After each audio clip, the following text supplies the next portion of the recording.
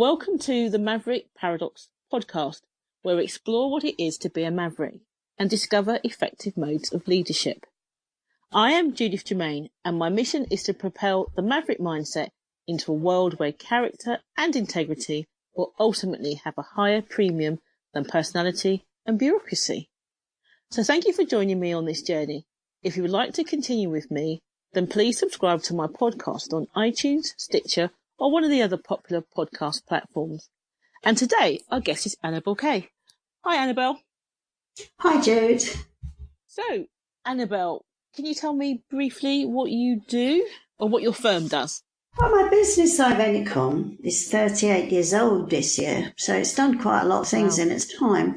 We were founded as the classic employment law and HR practice with everything that once used to mean, hourly rates, consulting, training, all these things, and we still do a degree of that. But about 9 years ago now, we started a new way of delivering employment law support and contracts to people that very quickly morphed way beyond employment law into what's now known as the gig economy. So Coffee Clutch, our gig economy brand, is very much involved with entrepreneurs who are outsourcing to freelancers, who are freelancers, trying to get the people piece, the contract piece, the compliance piece right without driving everybody crazy or irritating them, which is quite easier said than done, given that our laws are written primarily with medium and large businesses in mind, are often very, very difficult for micropreneurs to comply with, even if they're not mavericks. So it keeps me busy. Yeah. It takes me out on the road, takes me speaking, doing webinars, writing, all sorts of things. It's a bit of a wild ride because entrepreneurs are very quick at finding new ways to do things weirdly. Yeah, thanks for that. I mean, I've known you and your business partner for quite a few years now, and one of the things that I love about you and the whole team that you've got there is just the way that you guys think and the way that you work. You're very mavericky, but I mean that from not a destructive way, but a very intelligent way of looking at things and bringing new ideas and new energy in a way that a lot of other firms that deal with law or, employment, HR aspects just can't seem to manage. How do you guys do it, and how do you manage to do it for so long? How do we do it? Well, it just comes naturally. I was talking to a client a few years ago, and he said, whenever I think I've come to a crossroads about do I do this or do I do that, I ring you guys up and I find out I'm at a roundabout. I've got lots more than turn left or turn right going on. So I suppose to that extent, it's the natural way of thinking. I don't tend to think, well, either we do this or we do that. My mind instantly runs to, well, what if we did neither of them? Or what if we did both? Or what if we did something completely different? Why not? Because people don't really fit in boxes, do they? The whole sort of checklist approach to HR is less than human sometimes. And I've watched it over 38 years go down that route. Yes, it's kind of gone from being highly employee related and concerned with, and to the complete opposite. It's like it's for only a few nanoseconds did it meet the middle ground, I think. Yeah, I was probably out to lunch that day and I missed it. I don't think it was for many years from my own recollection, and you was having to sort of fight to make it right. And I think because like when people ask me about Ivenicom, one of the things that I've always said is like, you're real people, but you always start with, what do you want to achieve? You've never come across as this is the only way to do it. And then you're an ideas generator, that, the two of you. And I think that's where the maverick stuff comes in, that you look at it and go, right, you want to go over here.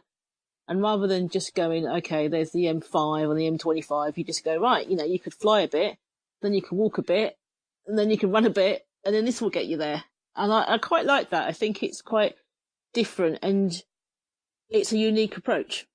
It is different. I mean, it doesn't work for every client. I have clients who go, just give me a checklist.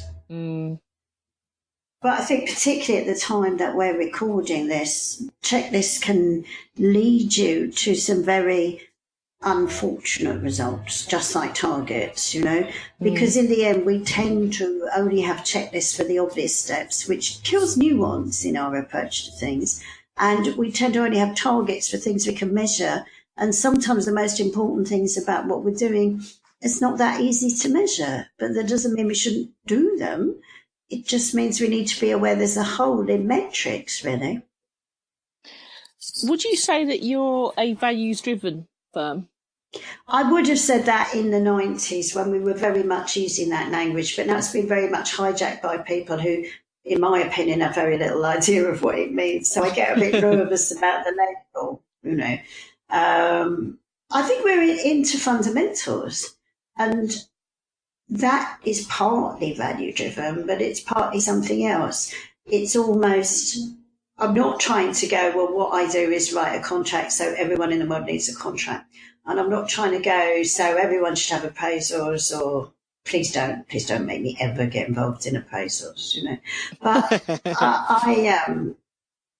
I approach everything with an open mind, and most people come to us with sort of half a diagnosis, if you like. We've got this problem and we think we need to do X about it, or we've been told we need to X about it. And it can be a bit irritating when I go, really, what's the connection between X and the problem? But I think we tough it out there, and it is fundamentals driven in a way that's not popular in the world of instant fixes. Normally our clients have tried all the instant fixes and are just about ready to jump off a cliff by the time they come to us, because it's very attractive, isn't it? Give me 500 quid and you'll never have to worry again. Yeah, I think the coffee clutch idea is quite different for a firm like yours. What made you think about it? Well, we realised, first of all, that a number of our sort of smaller customers were falling away from us. And when we went to say to them what's going on, they go, well, we don't have any staff. And we go, well, who are all these people in your business? And they go, they're all self-employed. And it was like, you do realise just telling everyone they're self-employed doesn't mean that they are. And they didn't. And lots of people don't even now. So we started a massive education piece to go look at, do you really think after all these years, if it was just as simple as telling everyone you're self-employed, we wouldn't have come up with it by now. You've got to think this through. Hundreds and hundreds of lawyers and HR specialists for decades have failed to find the blind and the obvious. Are you sure? But having kind of done that, we realised that there's all sorts of issues around flexibility, about how micro businesses need to grow without overcommitting, particularly with women entrepreneurs I grow with. They don't want to take on an employee because they worry themselves sick all the time about whether they can pay them. They're very happy to pay people when times are busy and not to pay them when they're quiet, and the people they pay are quite happy to go off and do other things. It's a value-driven mindset, if you like. It's a responsible mindset. This is not the Uberization of work that we hear so much about, but it's also entirely populated by people with strong feelings and preconceptions about how it works that actually don't match reality at all. So it's brilliant. I mean, it's a massive exploration. And out of that came the Coffee Clutch service, which is very much niched around particular industries. We like to get to know that industry, really understand what their issues are, what they need to do to make that business and those relationships work, and move on from there. So we don't take on a new industry every 20 minutes, It can be one a year. It takes quite a long time to have some understanding. And what's really interesting is the number of people in a given industry who have no understanding of how it works. Because you think, because you read it, you would understand it, but that was our first mistake. There were lots of people who were sort of copycatists, conformists within an industry, who just do that because that's what everyone does. And there's actually nothing in their reasoning about, well, why do you do that? So you have to go find the people who actually know, and that's fascinating. Sense. So I'm always exploring, how does it work? Who made it happen? Who first decided to do that? What were they trying to fix? What happened when they did? Did that work? Did that not work? You have to get back to the sort of fountainhead of it all, really. And most people in an industry aren't there. They're just following what everybody does because it must be right, otherwise everyone wouldn't be doing it. Yeah, one of the things that I find upsets me probably the most with people who just start a business is that they've come out of corporate life, they've got, a reasonable redundancy package, and they've somehow, when they went networking, managed to scoop up all the people that wanted to just take their money away and then they end up with websites and they have no business proposition, marketing lines, they don't know what they're selling, coaches who ask them how they're feeling but don't, they don't do anything. And it's just like they can blow 15, 20,000 pounds on nothing. I mean, I met somebody that spent $8,000 on a website, and when I asked them what it is that they do, they couldn't tell me, and it was just tragic. I think that's a byproduct of corporate life, really. I don't think it's a personality trait as such, because when you're in the marketing department of a big company, the website's given to you. You don't go fundamentally, who are we? That might be the marketing director's job, but it wouldn't be you as minion in the middle, So your whole training in corporate life is to take the received wisdom and action it, isn't it? So you go out self-employed and you go to a networking event, someone says, well, everyone knows you need a website. And you go, oh, yeah, I know that. And you do it. So unless you've catapulted yourself out of corporate life because you were a maverick, which is a different thing altogether, when you render yourself horrible because you keep going, excuse me, what is this for? Then you are a bit of a sitting duck. Oh, that you described me there. Described me. I think most long-term self-employed mavericks catapulted out and probably couldn't go back because we keep asking stupid questions in board meetings, going, but what's the point? It's lovely and it's pink or blue or orange, but what is it and why do we need it? Doesn't make you very popular. But corporate life kind of trains middle management particularly to do what they're told. They're junior officers, aren't they? Not the generals. But they go out and they go, I'm a general now. Yes. Great. How long have you spent studying military strategy? No time at all. Everyone knows the people above me were a waste of space, didn't know anything, didn't do anything. And even if they're not hostile to it, I don't think people appreciate other people's disciplines. I mean, I have people who've been in business 20 minutes saying, I need to edit your contract. So really, it took me 1,000 hours to make it work that way. And I think there's a big difference between a little bit of information or reading a blog. Because so many people do that, don't they? They'll read a blog or something and then they say they're an expert because they've read the blog, but they don't actually have any detail. Well, also, reading a blog isn't studying a thing. I mean, even reading a book isn't studying a thing. My bookshelves are completely full with people I know have read written books. In fact, to be honest, I think I might be the only person I do know that hasn't written a book. But reading a book isn't studying a thing. That's just reading a book. Reading a blog isn't studying a thing. That's just reading a blog. Studying a thing is reading widely in the subject, conflicting and competing points of view, deciding what evidence there might be, and trying some stuff out. It's not, I read how Parliament runs. I don't think I'm running the country. Maybe you should. Well, maybe you should. That really would be interesting. Time, darling, And I don't think it would be very well received. A true maverick prime minister would probably be ousted in a coup in under a year. Can you imagine saying to both parties as they will, but that's all very interesting, but what's it got to do with anything?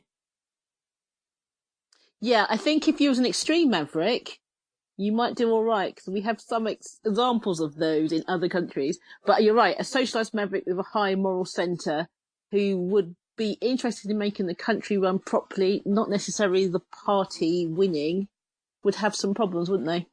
Yeah, and he'd probably be shot or ousted, really. I don't think he's got a big future ahead of it. And I think a lot of women are in that position, really, that we tend to live very busy lives. We're busy running our businesses. We like to spend time with our family. Even if your children are grown up, you don't plan never to see them again, do you? You've got stuff going on. And a career in politics seems to be mostly a career that takes you away from your friends and family into quite a combative public space where people are completely bloody to each other and fantasise that they're absolutely brilliant. And I'm not really sure how much time anyone could give that. You know what I think's interesting? We should really. You should do a compulsory year, even if you don't like it, to go a bit like national service. I'll be a government minister for a year. I don't really want to, but somebody needs to clear this mess up. Could you imagine if there was a compulsory sort of governmental thing, whether it was civil service, local government, councillor or something? Can you imagine how the world would change if everybody had to do some sort of civil service? Yeah, that would make it, that's a Maverick idea. Yeah, but because it won't work very well, because the people who wanted to be corrupt to make money out of it would jump at it, and everyone else would be going, really? I've got the school run, I've got to open the shop, I've got to, when do you think I'm going to do it? I mean, I think in a way it's inevitable that the most useful people are the least available for government, aren't they? Because we're all busy doing other things. And I don't think I'm the most useful person, but I'm pretty convinced, having looked at the shenanigans over Windrush the last few days, that I would not have accepted a tick-the-box target mentality to things quite as fundamental as that. Yes, it takes all sorts. You know what I thought was interesting that you said about corporates where they train, your junior officers or your middle, the middle managers as the junior officers. And I thought it's interesting because they don't like it once you're inside the company asking lots of why questions, but when you're outside and they're paying you 2, 3, 4 times as much as they did as a salary, they quite like all the why questions. But that's because they know you're leaving. They don't have to face you afterwards and implement what you said or not implement it. You're like a sacrificial anode in a plumbing system, aren't you? You're there to acquire all the limescale and all the grot and gather it up and deal with it and then go away. You're not a fixture, really. And also, if the bright idea doesn't work, they can blame it on you.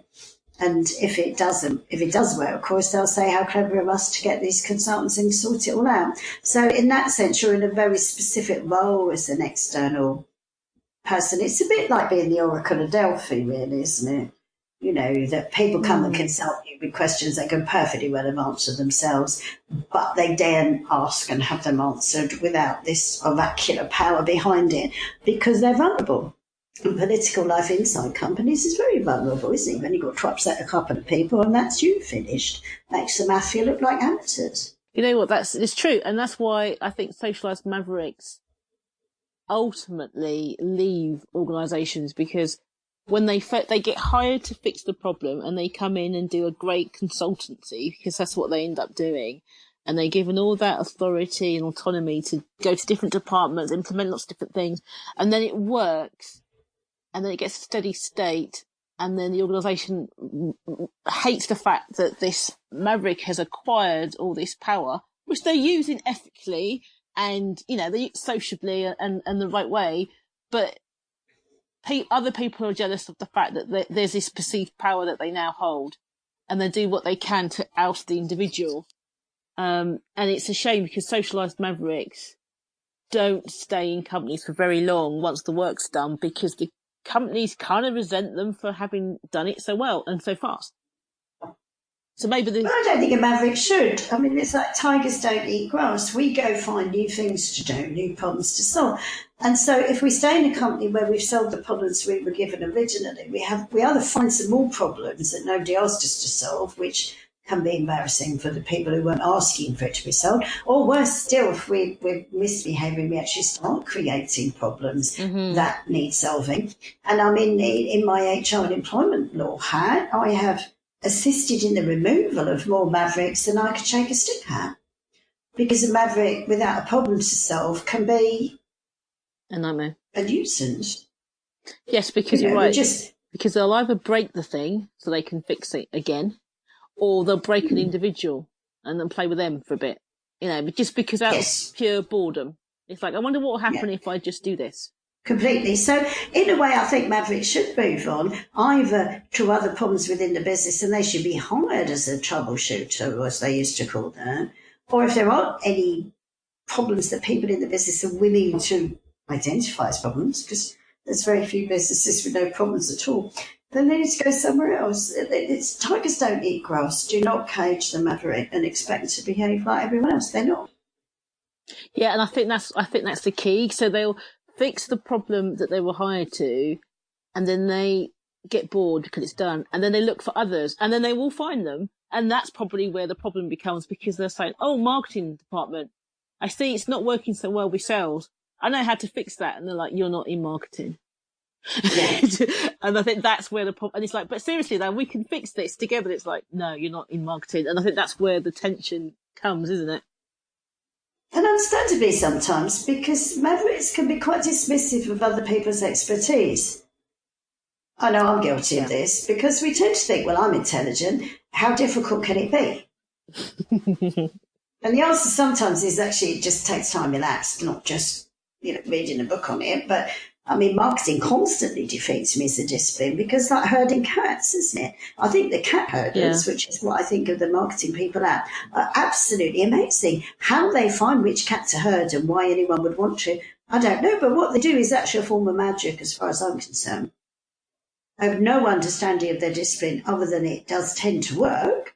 And I'm quite happy not to think about the subsets of data that go under that. I leave that to the marketing people that I liaise with. But the Mavericks have an unhappy habit of going, well, I can do nuclear physics, so I'm going to take up brain surgery.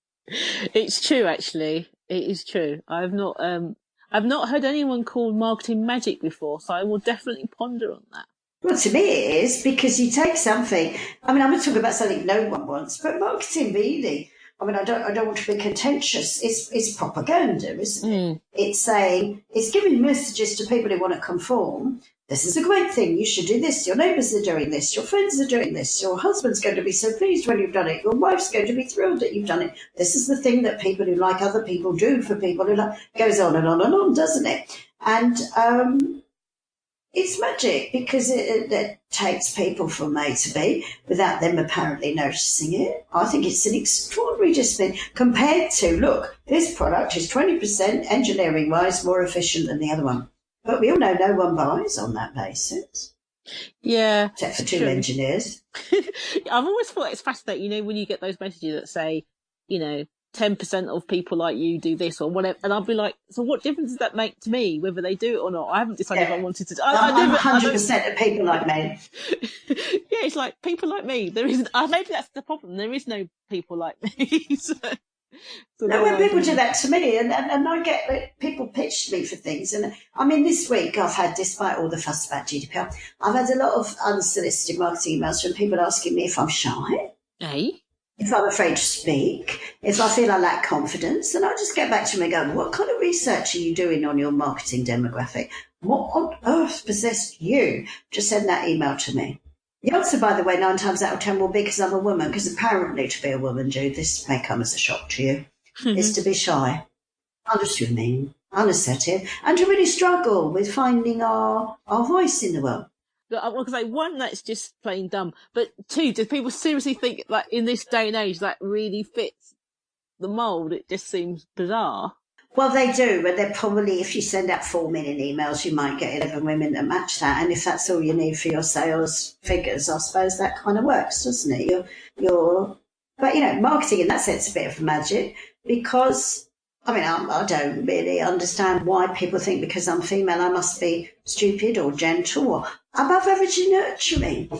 I mean, I have the nurturing skills of Attila the Hun. I have no idea why anyone thinks because I'm female I'm somehow nurturing and supportive and gentle and kind and I want to feed people all the time. I don't get any of those things. That's a bit harsh. You'll have been known to come dinner eventually, but, it's not the focus of my being, I did try to keep my children alive, but, I can't say I ever felt that I was totally fulfilled by the act of feeding people or scrubbing floors. Or, I mean, it needed doing like a lot of stuff does, but it wasn't about me. It wasn't my persona. I mean, when I drive a car, I don't imagine I'm a racing car driver. And when I cook a meal, I don't think I'm a nurturing person or a chef. I'm just doing these things. They're not me. Well, they are me doing it, but you know what I mean? They're not part of my personality. They're just stuff you do. How would you describe yourself? Noisy. Who was it that said I came to live life out loud? Was it Emile Zola in one of his novels? And everyone I know has always got it on my fridge now. People always give it to me as a fridge magnet, I think I am. I've come here to explore. I'm an explorer and an experiencer. Yeah. And I'm noisy. Whatever I'm exploring and experiencing, I'm kind of talking about and sharing and thinking about and thinking out loud. So, yeah, I think noisy is the right word. Wow. Interesting. Thank you for that. I think we'll stop there then, and I will ponder on your noisiness. But I certainly like the idea of explorer, because that's what that's one thing I do see about you. I do see you exploring and bringing other people with you. It's almost like you go to a new land and then go, look what I found, come and see. Which I always find fascinating. Yeah, and I'm always amazed by how few people want to go. Not because they're not interested in the nice things in the new land, but because somehow I can't personally be their travel agent and book up a ticket and schedule the flights and meet them at the airport and all this stuff. That's where the lack of nurturing is like, okay, honey, it's not that far away. Sort yourself out. I've had a lot of that lately. Apparently everyone wants to go to the promised land, but I've got to make the arrangements. It's not going to happen. Thank you very much, Annabel, for coming along, and hopefully I can get you back many times on many subjects. Well, I should think we'll run out of things to say eventually, but it's always a pleasure to talk to you, and I'm really looking forward to this podcast as a whole. I'm going to put them somewhere I can listen to them when I'm off on my travels later in the summer. I'm going to do a Mr. Job lot. Oh, that's a good idea. Great. Thank you. Bye-bye. Thank you once again for tuning into the Maverick Paradox Podcast. I hope you have enjoyed listening to my conversation with Annabel as much as I enjoyed having it. If you would like to learn more about Mavericks and leadership, then please subscribe to my podcast on iTunes, Stitcher, or one of the other popular podcast platforms. Alternatively, apply to join the Maverick Paradox exclusive Facebook group, and my website is maverickparadox.com. Find out how willful independence can ultimately change all our futures. Thanks again, and see you soon.